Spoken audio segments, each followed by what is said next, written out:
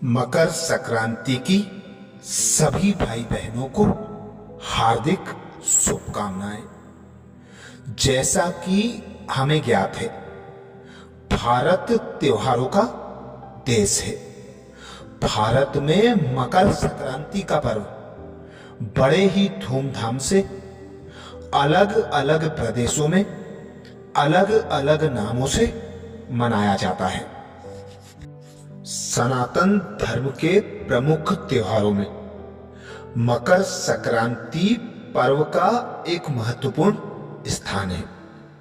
इस दिन सूर्य धनु राशि चक्र से बाहर निकल मकर राशि में प्रवेश करता है और उत्तर की ओर प्रयाण करता है।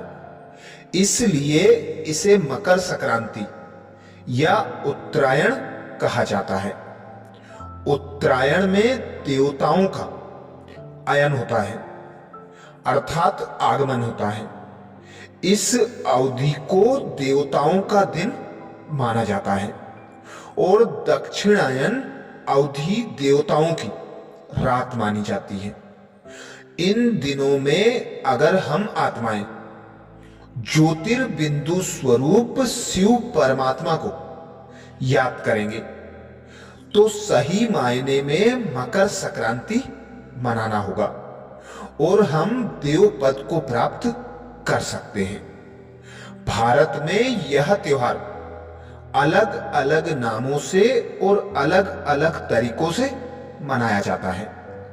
आंध्र प्रदेश, तेलंगाना, कर्नाटक और केरल में संक्रांति, तमिलनाडु में पोंगल, पंजाब हरियाणा में लोहड़ी, असम में भोगली बिहू, उत्तर प्रदेश में खिचड़ी, गुजरात में उतरण, उत्तराखंड में उत्तरायण के रूप में मनाया जाता है।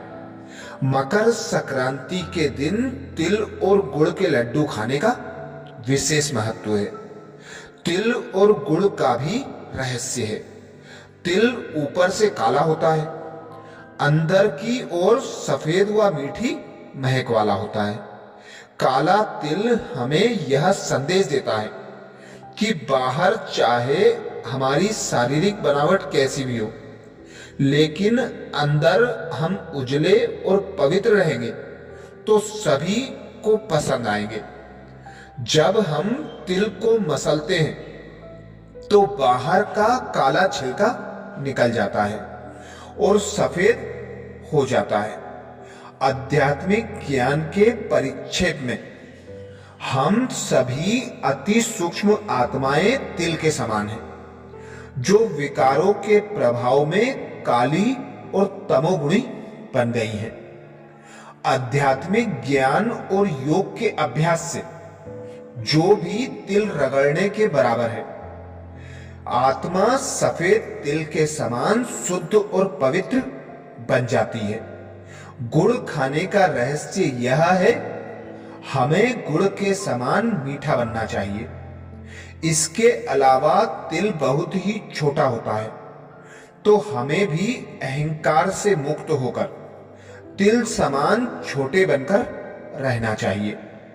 तब जाकर हम महान बन सकेंगे। जब हम सोचते हैं कि मैं बड़ा हूं, कुछ विशेष हूं, तब से ही हम गिरने लगते हैं। अहंकार का नाश एक बड़ा भ्रम है। इस दिन हम बहुत पतंगबाजी करते हैं। हमारा मन भी एक पतंग की तरह है जो हमेशा उड़ता रहता है। तो आज के दिन स्थूल पतंग के साथ साथ हमें अपने मन रूपी पतंग को भी उड़ाकर परमात्मा पिता निराकार परमात्मा से जोड़ना चाहिए और परमानंद अतीन्द्रिय सुख का अनुभव करना चाहिए।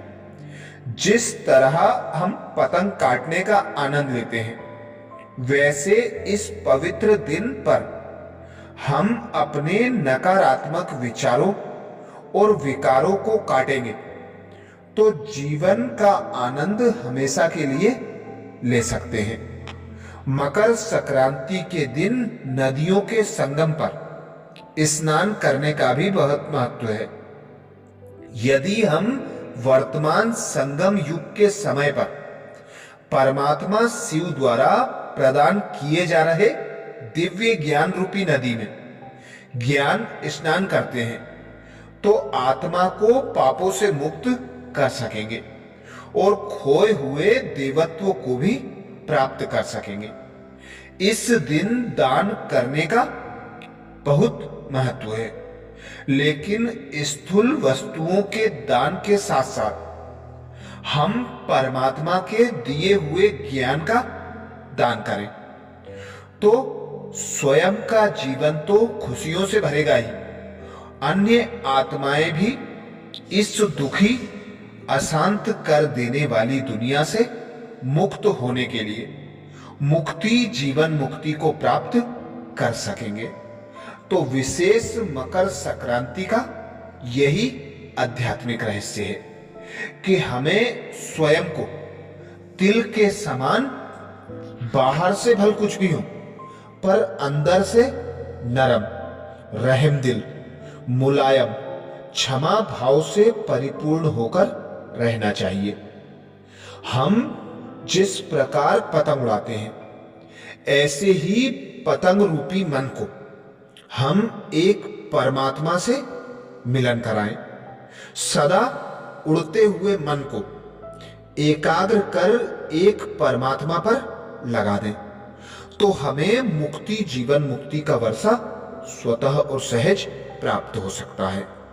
परमात्मा की याद में रहने के लिए हमें सर्वप्रथम स्वयं को आत्मा निराकार अनुभव करना है कि मैं आत्मा निराकार हूं, निराकार पिता परमात्मा की संतान हूं। मैं आत्मा अपने आदि स्वरूप में 16 कला संपूर्ण सर्वगुण संपन्न संपूर्ण निर्विकारी मर्यादा पुरुषोत्तम थी, डबल अहिंसक थी।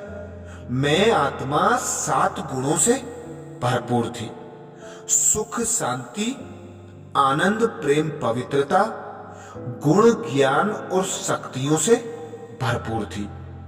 तो आज मकर संक्रांति के दिन पुनः मुझे यह स्मृति पक्की कर लेना है और जैसे जैसे तिल के समान सूर्य का प्रकाश बढ़ेगा ऐसे ही मुझ आत्मा को स्वयं में परमात्म ज्ञान के प्रकाश को बढ़ाते जाना है और अपने जीवन के मुख्य लक्ष्य को जानकर उसके समान लक्षण को धारण करते जाना है।